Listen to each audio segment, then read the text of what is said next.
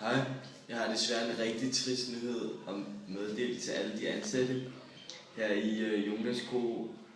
Fashion. Vores kære direktør Frederik Berg er desværre omkommet i en tragisk ulykke i trafikuheld i går aftes. Han stødte frontalt ind i en lastbil og var død på stedet.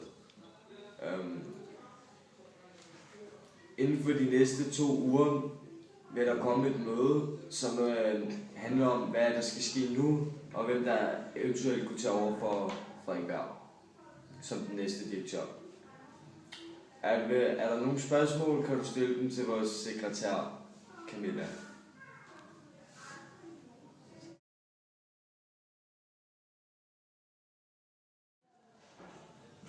God aften.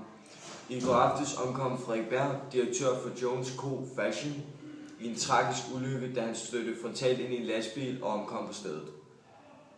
Vi er meget kede af det og tænker på hans familie, venner og kollegaer.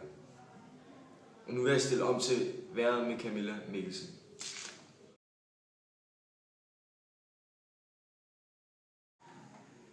Hvordan har han med chefen er død? Jeg er sgu ligeglad. Han var bare mit liv. Hvad med dig? Jamen, ja, han gik jo meget rundt med sekretæren. Ja. Nå ja, det kan jeg faktisk godt huske. De gik jo på toilettet på et tidspunkt, ikke? Ja. Og han har kone og børn, og det går ikke. Så er han også bare totalt led mod sine kollegaer. Ja. Eller sine ansatte. Det går ikke.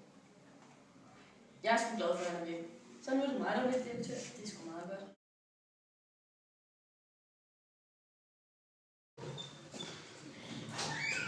Lige til mig sammen.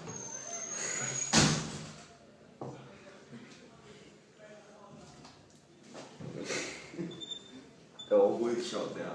Jeg håber ikke, du sidder og filmer nu. Det gør jeg ikke. Godt nok. Okay, jeg er klar.